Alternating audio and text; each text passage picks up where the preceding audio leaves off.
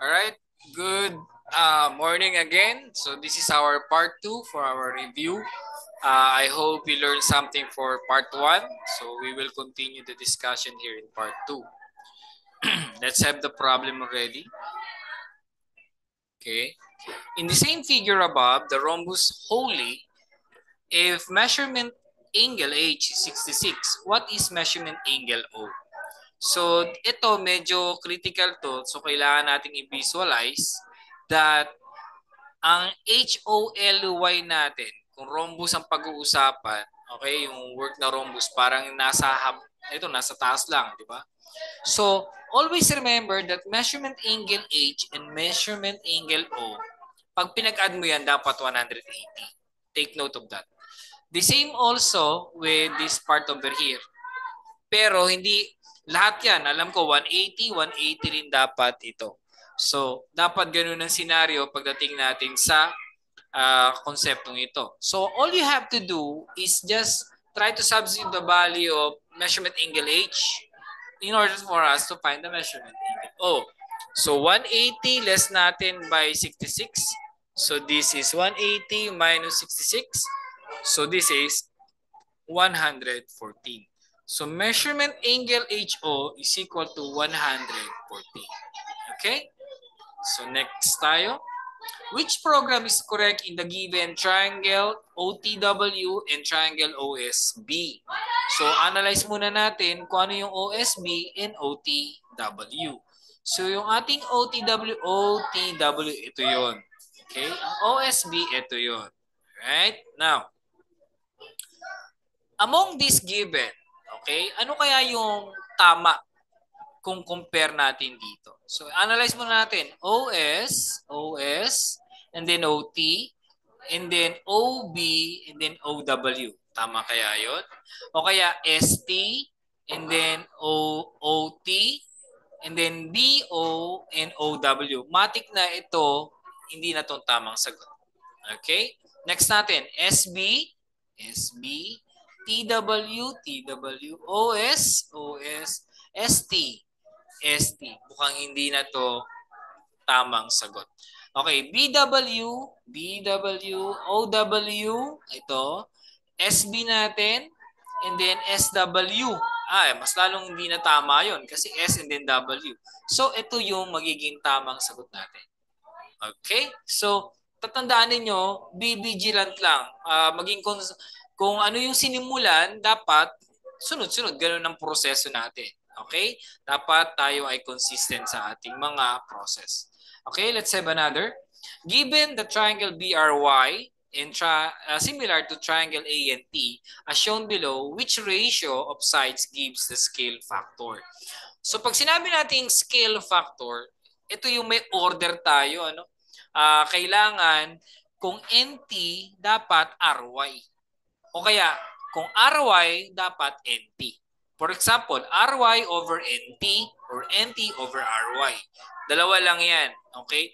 Actually, ang scale factor, merong maximum scale factor, may minimum scale factor tayo.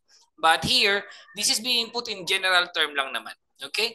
So let's answer some. So ang scale factor natin, again, sinabi ko na, AN. Ayun, AN and BR. Sunod, AT and BY. Ayun, BY. Matik mo, AT and then BY. Then, another NT and RY. So this is actually, kung titingnan natin, yung nasa loob ang kanyang scale factor. So this is actually minimum. Bakit minimum? Kasi maliit lang ang value ng NA, AN compared kay BR. But kung si BR ang nauna dito sa taas, meaning this is a maximum scale factor. Alright? So, let's continue. Ito, from the figure shown below, show whether the two triangles are similar or not. So, ano ba yung similar triangle or ano yung hindi similar? Similar ba siya? Kung titingnan natin, okay, at first look, mukhang hindi siya similar. Pero kung titingnan natin yung angle, mukhang similar to. Bakit? Congruent ang angle natin.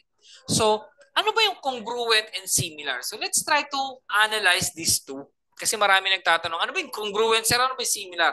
Congruent triangles Okay, if you read this one, two triangles are said to be congruent if all three corresponding sides are equal and all three corresponding angles are equal in measure. Meaning, congruent siya kung pare-pareho ng measurement. Upon looking at our example, this is not congruent. It might be congruent in angle measurement, but pagdating dun sa side, hindi na siya congruent. Okay? So, ang tawag sa kanya ngayon ay similar. Hindi na siya congruent. Why? Because two triangles are similar, then their corresponding angles are congruent and corresponding sides are in equal proportion. Ano ba yung equal proportion, sir? Pag dinivide mo, for example, let's say AC. Okay? Yung 24, hindi, mas madali na lang yung ano. Yung 24 and 15. Okay? Kung titingnan natin, kung i-divide natin 24 and 15, dapat the same siya doon sa 32 and 20 and 25 and 40. So pag nag-the same siya, yan yung tinatawag na equal proportion. Okay? Equal proportion siya. But I'm not here to discuss that one because hanapin lang natin dito kung talagang ito ay similar or not. Well, based on definition, hindi siya congruent. Similar siya. Okay? So, congruent natin, having design. So, ito yung mga congruency na tinutukoy ko kanina. Pag sinabing similar, ito na yung similar natin. Okay? So, meaning, we can now conclude that triangle ABC is similar to triangle XYZ based on definition. Bakit? Sabi doon, angles are congruent. Congruent yung angles natin, 55, 55, 35, 35. But, the corresponding sides are equal in proportion. Kailangan equal sila in proportion. Well, kung kukumputin nyo to, kailangan pare-pareho sila ng quotient para masasabi natin equal ang proportion. But, therefore, the triangle is similar kung magkakataon nyo. Okay? Let's proceed. Figure on the right is an illustration of similar figures. Give its correct similarity statement. We are dealing now with statement. Okay? Pag sinabing statement, hanapin natin kung ano yung tamang statement dito. Okay? So, here. Okay. Is triangle ABC similar to XYZ? Kung analyze natin to, mukhang tama. This is similar. Alright? Okay, titingnan mo, 60 and 30, then kumputin mo lang tong side na to, compare dito. Well, 8 and 16 mukhang tama naman. Tingnan natin, 2 to. Dapat ito, 2. And then yung 34 and 17, 34 divided by 70, 34 divided by 2, 17. Alright? Ano pa? 15. Kaya lang ito, walang 30 dito. Dapat ito 30. Okay? So, yung 8 multiplied by 2, 16. So, ang common factor nila, pag minultiply natin, yung tinatawag nating division, quotient is 2. So, kung pareho sila, equal in proportion, meaning this is similar triangle. Again, pareho ng angle, but equally proportion tayo pagdating sa side. How about this one? Ito, parallelogram. Okay, ABCD compares sa GHEF. Tingnan natin. Which of the following is true about this angle? Angle A is congruent to angle G. Analyze. Okay. Angle D is congruent to angle F. Tama naman. Angle B is congruent to angle H. Tama din naman. And angle C is congruent to angle E, which is also correct. Okay? So yun yung true. So determine for the following choices is correct about the relationship between the sides of two similar quadrilaterals. So, tingnan natin dito based on this. Okay? Determine lang natin kung tama ba. AB. Hanap tayo dito 1, 2, 3, 4 kung ano yung tama. AB, GH. Correct. BC and GF. Ito mali na to. Kasi dapat corresponding niya is HE. Next, AB, GH. Ito mali. Ito tama to. AB, GH, CD, and then GF. Ito mali ito. Obviously. Kasi GF. Dapat ang CD, kung CD yan, dapat to EF. Next, BC, HE. Correct. AD, GH. Ito mali na naman. Kasi hindi pwede yung GH dito. Ito naman, AB, GH, tama. BC, saan yung BC natin? BC, and then compare sa HE. So this is the correct answer. Let's try. Okay, yun ang tamang sagot. Okay, next. From the figure below, what facts that the side triangle QPR and triangle TSU are proportion? So saan sila proportion? Tingnan natin kung proportion ba. Okay? So yung QP natin, sabi daw QP and then TS, correct? PR and then TU. Ito, mali na to kagad. Kasi dapat PRSU. So next, QP, TS, okay? TS, PR, and then SU, tama. QR, and TU. So therefore, this is the correct answer. Okay? Next, which of the following are true about the proportion? The equality of the two ratios, the product of extreme is equal to the product of the means. A is to B is to C, and AB is to AC is to BC. Tingnan natin. The correct answer is 1 and 2 only. Kasi ito, kung i-analyze mo, mali na to na concept eh. AB and AC. So, this is not in a proper proportion. But the quality of two ratios and the product of extreme, that is given to the proportion as a definition. Okay, next. Which of the following is proportion or proportional to 3:5? Okay. Dito, napakasimple lang ang gagawin niyo. Okay? Try to think of a factor. Okay? Na pwede. Kung 7, okay? Kunyari, let's try to have 7. 7 times 3, 21. Ito tama, 21. 7 times 5, 35. Ito mali. Okay? Kung sa 5 naman, let's have 5. Kung sa 5, 5 times 3, 15. Ito tama. 5 times 5, 25. Ito mali. Kasi 35. Sa 4, 4 times 3, 12. Tama. 4 times 5, 20. 25 ito. So mali ito. So let's have 3. 3 times 3, 9. 3 times 5, 15. Ito ang tamang sagot. Okay? Yan ang tamang sagot. So next. What is the equivalent form of the proportion x over y? Y yan dB. Is equal to Z over natin kay W. So, ano ba dito ang tama? Okay, itong dalawa ba? The correct answer dyan is ito. Kasi pwede mo siyang ipagpalit itong dalawa. The rest are all wrong. Okay, tandaan nyo yan. Next, which of the following is true about proportion? We're dealing with proportion na naman. Proportion is a part of a whole. Okay, proportion is the sum of two ratios. Proportion is the quality of two ratios and proportion is a comparison of the two ratios. Ano kaya dyan?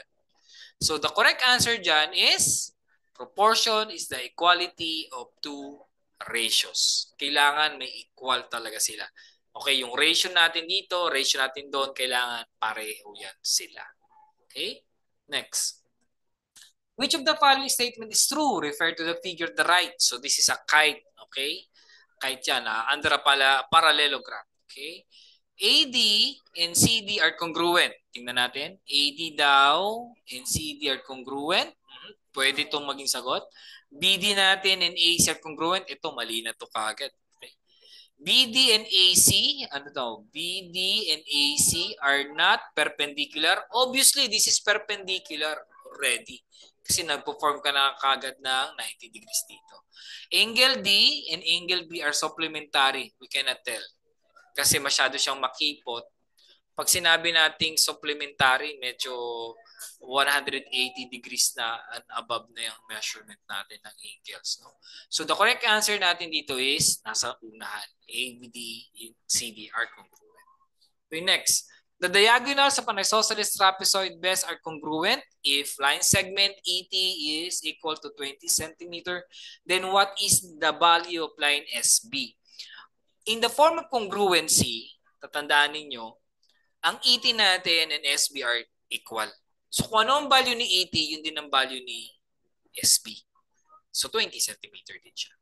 Usually common sense lang. Okay? Next, in a parallelogram lab, measurement angle LOB is 4y minus 16 and measurement angle BEL is 2y plus 46 degrees. So if you notice naman sa figure, no? What is the right equation to find the value of y measure of its angle? So you are using the right measurement. Right measure of its angle.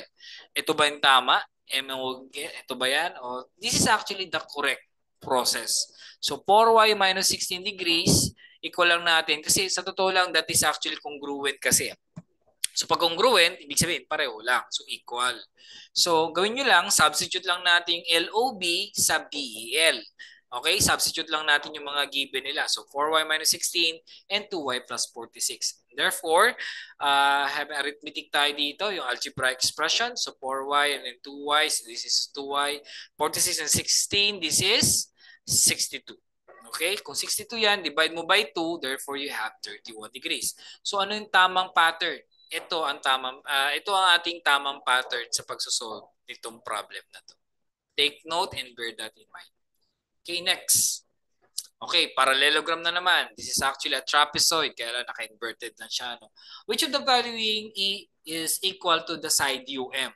Obviously, ang UM natin, kung ano yung opposite niya, yung dapat ang equal talaga. So that is JP. Line segment JP. No more question about that. So if measurement angle JUM is 62 degrees, what is the value of JPM? Going back to the given, so yung ating JUM, this is JUM.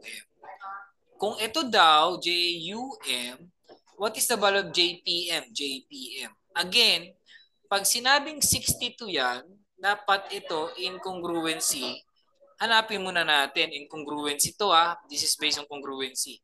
Dapat pareho sila ng equal measurement. So therefore, kung 62 yan, ang sunod na mangyayari, dapat 62 din ang JPM. Based on congruency. Okay? So yan yung mga concept na meron based on the given. Next, in triangle WEI, H and T are midpoints of and line segment WI and line segment EI is respectively. Okay? So tingnan niyo lang yung figure mabuti, ano? WWN, sabi yun WI and EI daw. So dapat congruent yan siya. If HT, okay, HT daw. HT daw natin is 16 units. Ito yun. Paano daw natin, what is the value of X? Kung ang W natin is 5X plus Z. 7. 5X plus 7. So dito, babalikan ninyo yung formula ng midpoint theorem sa triangle. So ano ba yung formula? Formula is line segment HT, ito daw yun, is equal to 1/2 daw ng WE. Ito yung kalahati daw nito, yun daw yung value nito. Okay? So gawin natin, matikin na lang natin to, ano? Cross multiply, then 2HT natin. Then substitute natin yung given. Ano ba yung given? WE natin is 5X plus 7, HT natin 16 units. So ganito yan. So 2 times 16, you have 32, and then equate natin yung 7 sa kabilang side. So 32, this is 32 minus 7 equals 5X. Obviously, this is 25 is equal to 5X. So divide natin by 5. So X is your 5.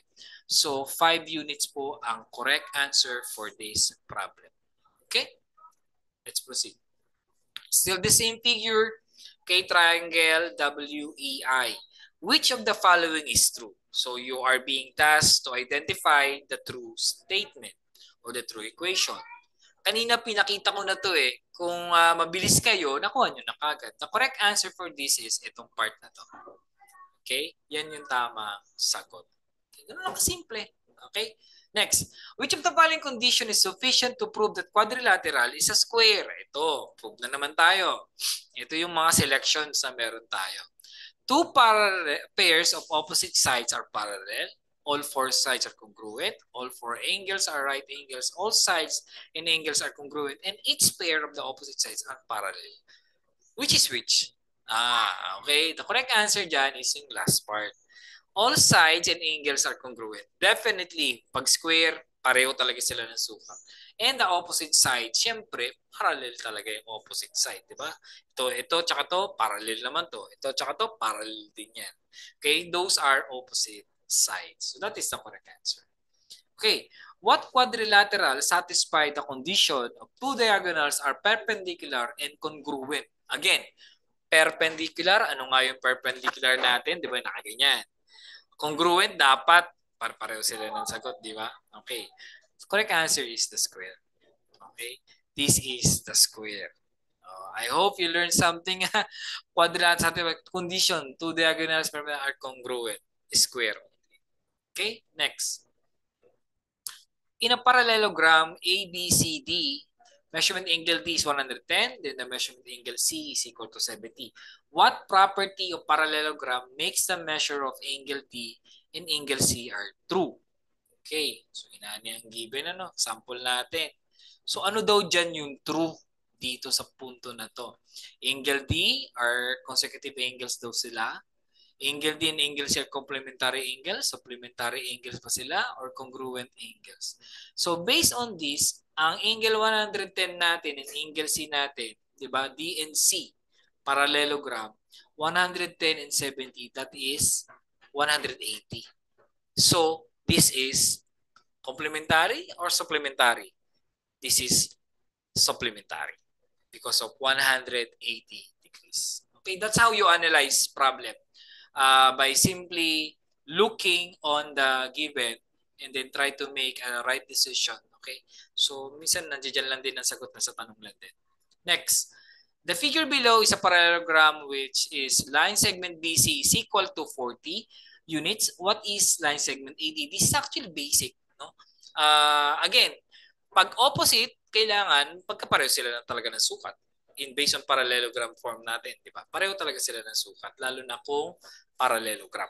So, kung ano ang value ni BC, yun din ang value ni AD. Okay? Congruent yan. Okay? Huwag niyong kalilimutan po ito, no? Kung 40 din yan.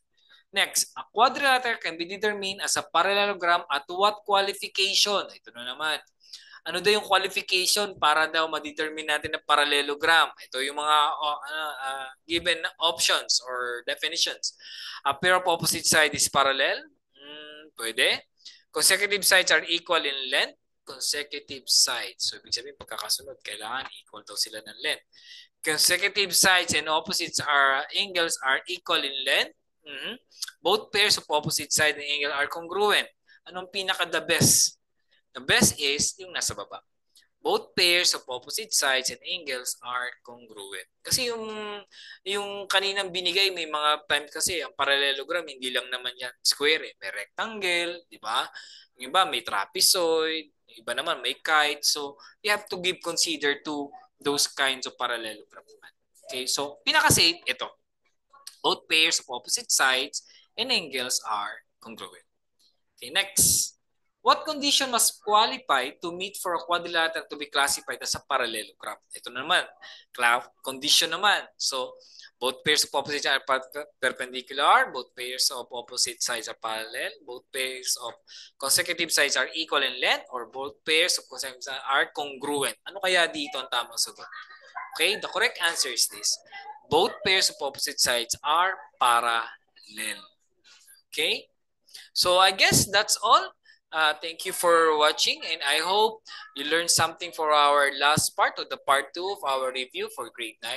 And I hope you get a high grade. So pag hindi lang naintindihan ito, balik-balikan nyo lang. Okay? Pakinggan nyo lang parate. Okay? Huwag kayong magsawang makinig sa boses ni Sir Mark. I hope na we can do more about this para mas ma-enhance pa ang mathematics skills ninyo. Thank you so much everybody, and see you for my next vlog. Bye.